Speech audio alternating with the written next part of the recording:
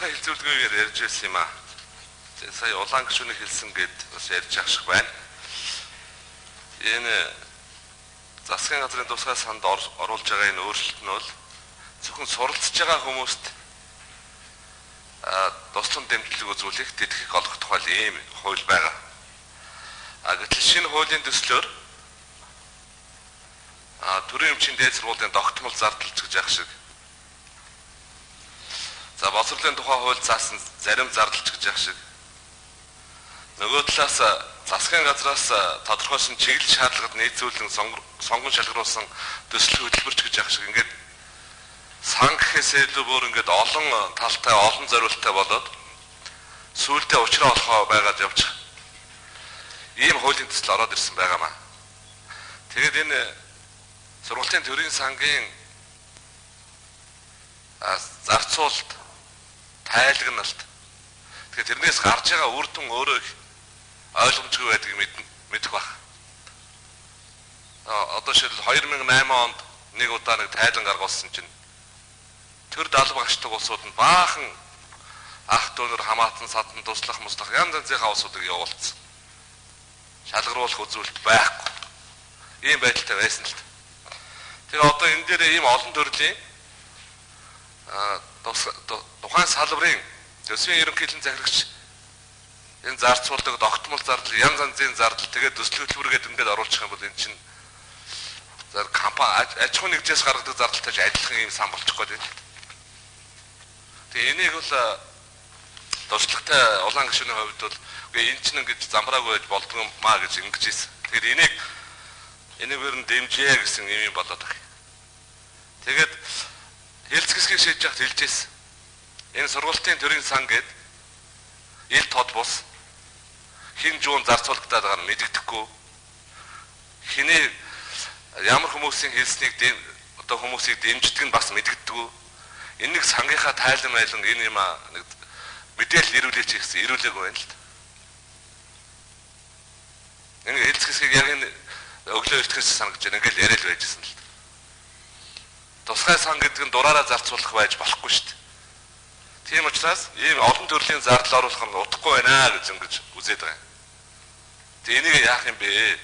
Сан биш энэ чинь өөрөө л зүгээр л төсвийн ерөнхийлөгчийн захирагчийн урсгал зардал, тогтмол зардал, хөрөнгө оруулалт ийм юм болчиход байна шүү дээ. Тэгээ энийг энэ чигээр нь явуулж болохгүй.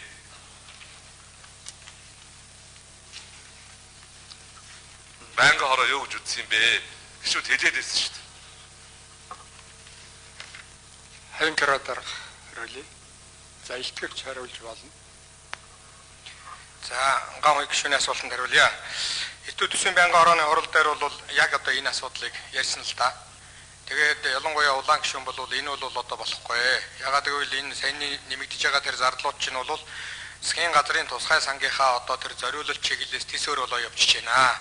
Тийм учраас бол энийг боловсролын тухай хууль болон бусад одоо хуулинд өөрчлөлт оруулах замаар ингэж шийдвэрлэе гэдээ улаан гишүүн одоо саналаа өөрөө томьёолоод оруулж ирсэн. За ингээд бид нар бол өнгөрсөн байнгын хорооны хуралдаан дээр ярьж агаад энэ одоо ерөнхийлөгчөө санаачлаад хэрэгжүүлсэн энэ хууль маань бол нэг сартаа хэрэгжиж эхлэх ёстой.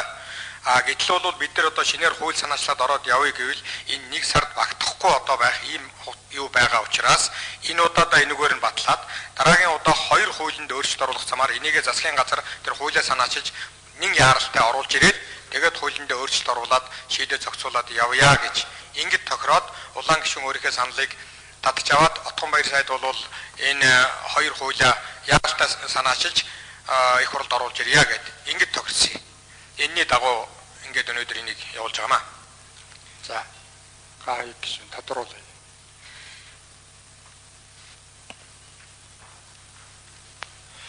Байнгын хорооны даргаыг энэ тайлбарыг ойлгож байна. Гэхдээ өөрөө сайн муу хоёр юмыг холиод яваад иж болохгүй шүү дээ. Санаачилсан хуулийн дотроос нь оюутнуудад сургалтын төлбөрөөх хуулийн төслийг батлагдсан тэрийг хэрэгжүүлэх үүрэгтэй. Ганцхан тэр 16 дугаар зүйлийн 16-гийн 3-ын дээр улсын төсвөөс хуваарлсан хэмжээгээр засгийн газраас тогтоосон журмын дагуу суралцагчд үзүүлэх сангийн дэмжлэг үзүүлнэ гэдэг энэ заалтыг авчиж болно шүү дээ. Тэрнээс өөрөөр цаа заалтуудыг оруулах шаардлагагүй шүү дээ. Хэрэггүй юмыг заавал оруулаад Тэгээд дахиад засах гэдэг чинь нөгөө зүгээр хаян хэрвээ дарга уудлаарай. Тэгээ муу хүний адил 13 хүчээр л болчиход шүү дээ. Угаасаа ингээл бид нөө засааж явдаг шүү дээ. Нөгөө талаас оюутнуудад сургалтын төлбөр олох тухай хууль санаатлагтай бас л ажлыг дутуу хийснээс юм болж байгаа шүү дээ. Тэр үед энэ боловсролын тухай хууль засгийн газраараа хуралдаа тэр сайд нь юм хумаа.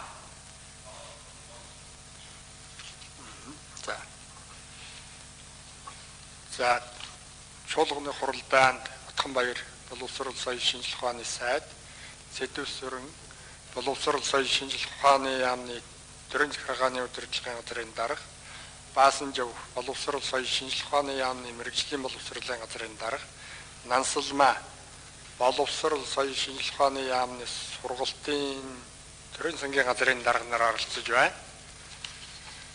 За ханкера дарга энэ нэмж асуусанд тодтоод хариулчих. За түрүүн баг хариулсан тийм ээ. Тэгэхээр ган хуйг гишүүнтэй бол санал нэг л байна л да. Зүгээр яг одоо бид нар хилцэх үедээ бол харин энүүнийг зүгээр тэгээс салгаж одоо авъя гэдэг тийм санал бол гараагүй, бид энэ талаар бол яриаг үлдээ. Тэ.